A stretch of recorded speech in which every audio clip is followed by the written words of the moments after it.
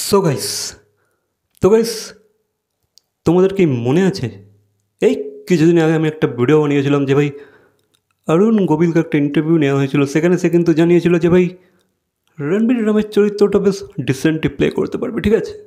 এবার আমি জানি না যে ভাই সে সে সে কতটা ভালো করতে পারবে, বাট ভাই হ্যাঁ ডিসেন্ট তো করবে, কারণ তার মধ্যে সংস্কার আছে, সে আমাদের ইন্ডিয়ার কালচারের সাথে জুড়ে আছে। বাট গাইস হু নোস যে ভাই অরুণ গোবিলই এখানে রণবীরের বাবার ভূমিকা, মানে দশরথ রাজা দশরথের ভূমিকাটা প্লে করতে চলেছে। তখন কিন্তু সে এটা রিভিল করে না। বাট গাইস কাল কাল এক আপডেট এসেছে, কাল কিছু ফটোগ্রাফস লিক হয়েছে from the set of Ramayana, ঠিক আছে। তো রামায়ণের সেট থেকে কিছু ফটোগ্রাফস লিক হয়েছে, যেখানে আমরা দেখতে পাচ্ছি অরুণ গোবিলকে রাজা দশরথের চরিত্রে, ঠিক আছে। এবার তার সাথে দুটো ছোটো ছোটো বাচ্চাকে দেখতে পাচ্ছি, আই থিঙ্ক সেটা রাম আর লক্ষ্মণ অ্যান্ড ভরতও হতে পারে, ঠিক আছে। বাকি গাইস মানে বুঝতে পারছো তো নিতেশ তিওয়ারি কী লেভেলে গিয়ে গেমটা খেলছে, মানে সে রিয়েল রামকেই এই প্রজেক্টে সামিল করে নিয়েছে, জয়েন করিয়ে নিয়েছে।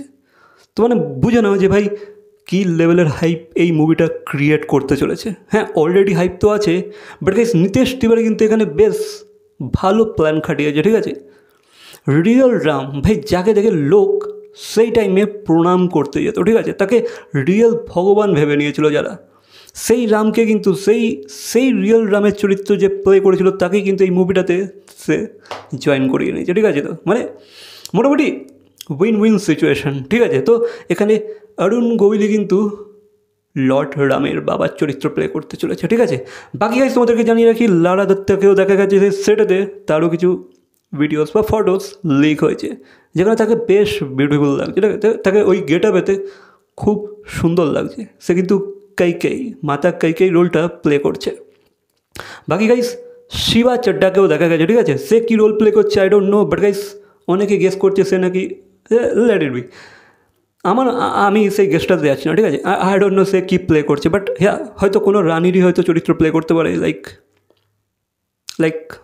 রাজা দশরথের কোনো ওয়াইফেরই হয়তো চরিত্র প্লে করতে পারে। বাকি গাইস এই সেট থেকে যে কটা ফটো বা ভিডিও লিক হয়েছে সেগুলো দেখে তো মনে হচ্ছে ভাই হ্যাঁ এরা এই কাজটাকে কিন্তু নিতেশ তিওয়ারি কিন্তু এই কাজটাকে খুবই সিরিয়াসলি করছে, ঠিক আছে। ওই আদি পুরুষের মতো জাস্ট অ্যাবেই কুচবি করে ফেলছে না, ঠিক আছে। সে কিন্তু রিসার্চ করে ফুল ডিটেলের সাথে বানাচ্ছে।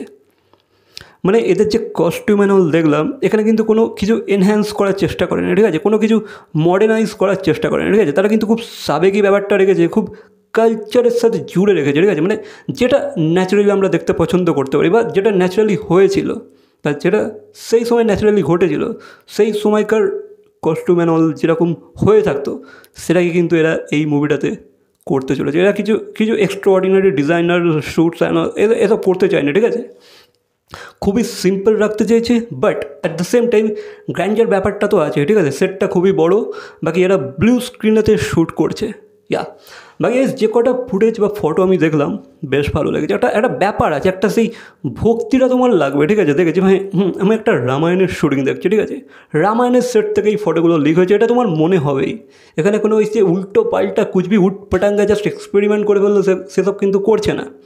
বাকি গাইজ তোমাদেরকে জানিয়ে রাখি রণবীর কিন্তু এখনও সেই প্রসেসের মধ্যে দিয়ে যাচ্ছে, ঠিক আছে, যেখানে তাকে তার ভয়েসটা, তার যে বলার যে ভঙ্গিমা, তার যে বডি ল্যাঙ্গুয়েজ, সেগুলোর মধ্যে কিন্তু সে কাজ করছে।